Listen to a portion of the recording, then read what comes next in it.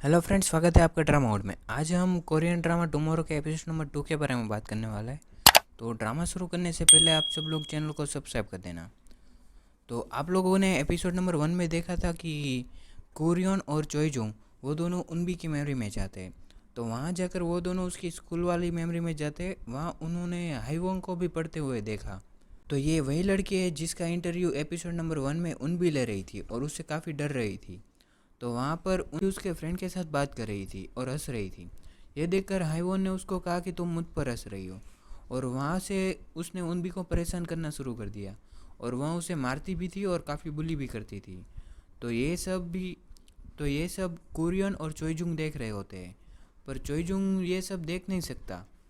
तो उसने उनबी को बचाने के लिए खुद उसके बीच में आ गया, और तभी वहाँ पर वो मेमोरी वाली दुनिया टूटने लगी और कोरियन चोइजुंग को लेकर उनबी की दूसरी मेमोरी में जाते हैं। पर वहाँ पर भी वह काफ़ी दुखी होती है। तो उन दोनों को वहाँ से निकलकर एक ट्रेन में जाना होता है।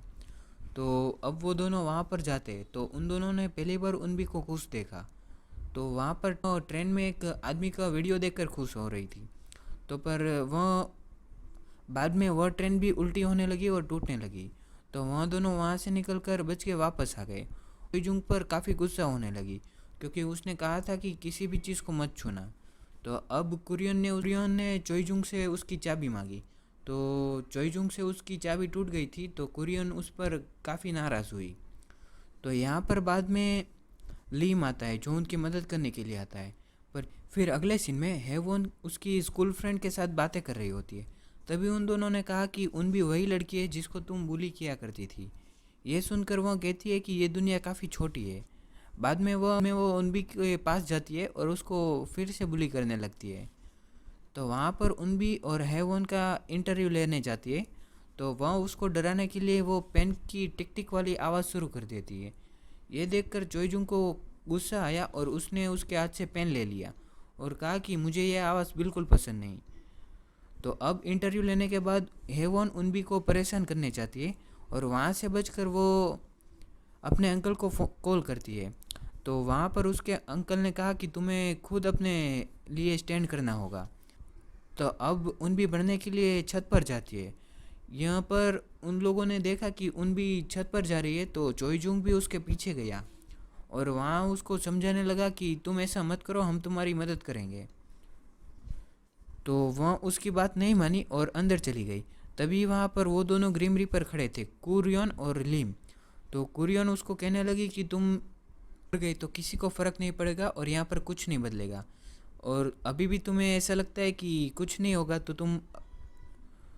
तुम मर सकती हो, तुम्हें कोई नहीं रोकेगा।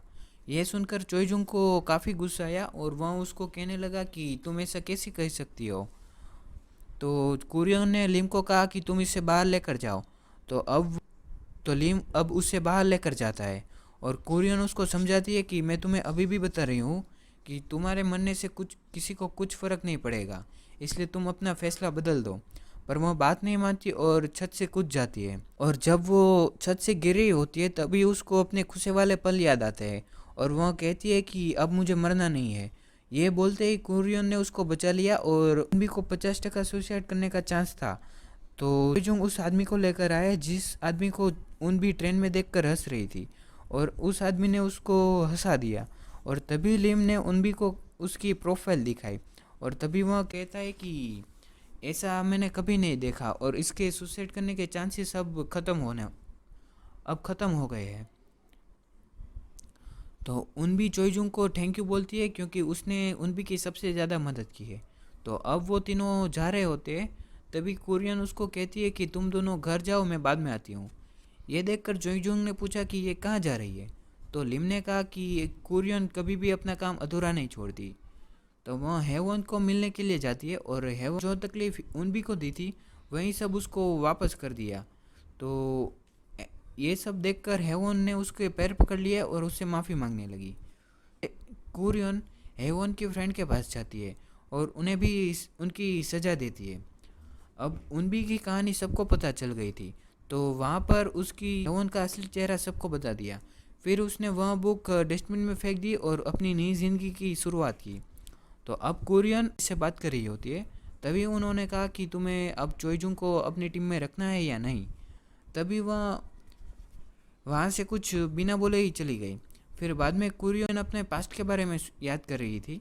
तभी वहाँ पर वह एक इंसान थी और वह सुसाइड करने जा रही थी।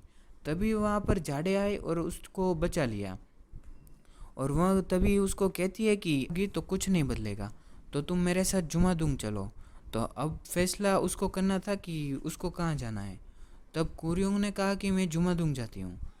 तो बाद में क्वीन ने सारे ग्रीम रेपर की मीटिंग बुलाई और कहा कि चोइजुंग को कौन अपनी टीम में रखेगा। तभी कोरियोंग ने अपना हाथ खड़ा किया और कहा कि वो मेरी टीम में रहेगा। और वहाँ पर मीटिंग ख़त्म हो जाने के बाद कुरियोंग पार्क जुंग गिल से मिलती है और कहा कि तुम जितने भी आदमी अपनी टीम में ले लो, पर ये इंसान सुसाइड करने से तुम नहीं बचा पाओगी।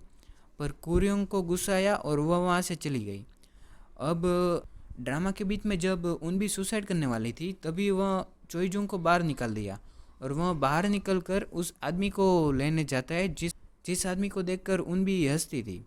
तो वो वॉशरूम में जाता है और वहाँ पर उसको कहता है कि अगर तुमने मेरी मदद की तो मैं ये पेपर तुम्हें दूंगा। तो उस आदमी ने उसकी बात मान ली और चोइजुंग उस आदमी को लेकर उन भी के पास चला गया और उसको काफ़ी हंसाया। तो यहाँ पर ड्रामा ख़त्म हो जाता है। तो आपको ये ड्रामा कैसा लगा ये कमेंट में ज़रूर बताएं और आगे का ड्रामा देखने के लिए चैनल को सब्सक्राइब कर दें आप।